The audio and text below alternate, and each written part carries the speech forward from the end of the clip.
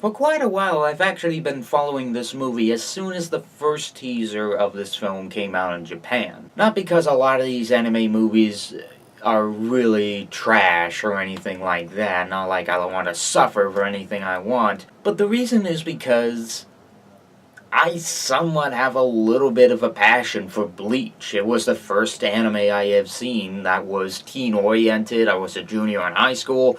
Perfect anime to start off with, for the most part, if I didn't run through all 366 episodes in a year. But the question is, how is this live-action anime movie adaptation? Is it trash?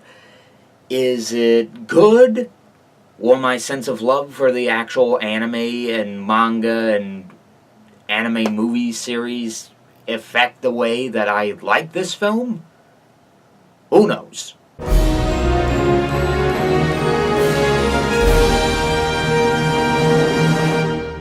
Bleach.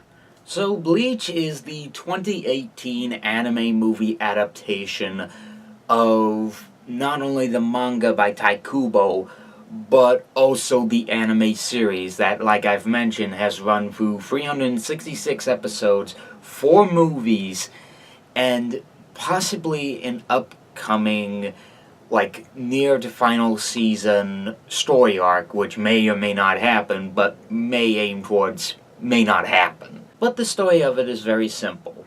Ichigo Kurosaki, a teenager in high school who can see the souls of the dearly departed. During one night, he winds up seeing Rukia Kutsuki in his bedroom, whom is on the hunt for a mysterious hollow that is going out and about through Karaka Town, if I remember the pronunciation of the name of the city right. And as his dad and his little sisters wind up almost dying in the hands of this hollow, Rukia winds up bringing into her own fate and winds up sending most of her powers into Ichigo, which from there, he winds up becoming the substitute Soul Reaper, and has to battle his way to removing all these holodemons from wherever they may stand. But there's also a little bit of an issue. In the Soul Society, they have a rule that they can't transfer their powers to any normal human being. If they do, they will be executed. Which, of course, leads to Renji and... I swear I'm gonna mess this name up. Byoko?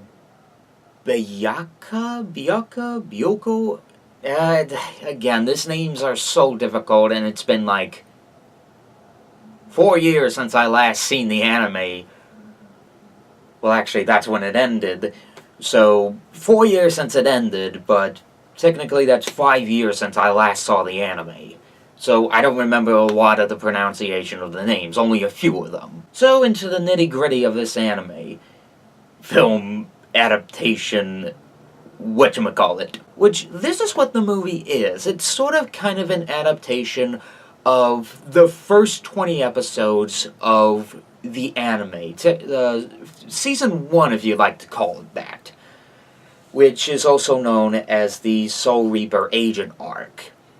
At least in the first season. There's a lot of these story arcs in the manga and the anime.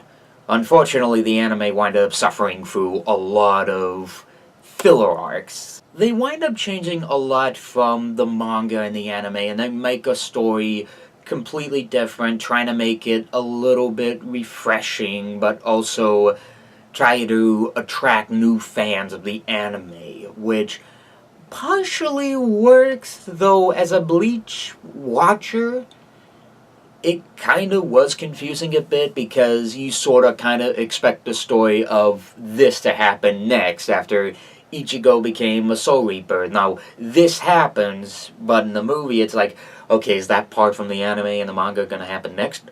Oh, no wait, it actually goes to somewhere else. The film tries to at least spice things up, I'll give it credit that. Though it is kind of a little bit weird, because the ending, while I don't want to give it away, is almost like somewhat like you expect this to be like an actual film series, much like the previous Death Note series or any of the One Piece stuff.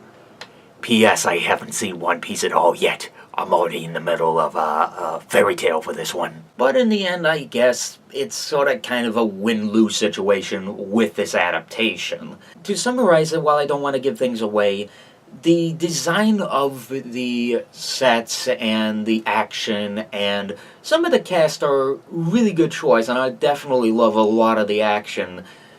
The writing, while maybe mixed at the very best, it still tries to be its own thing.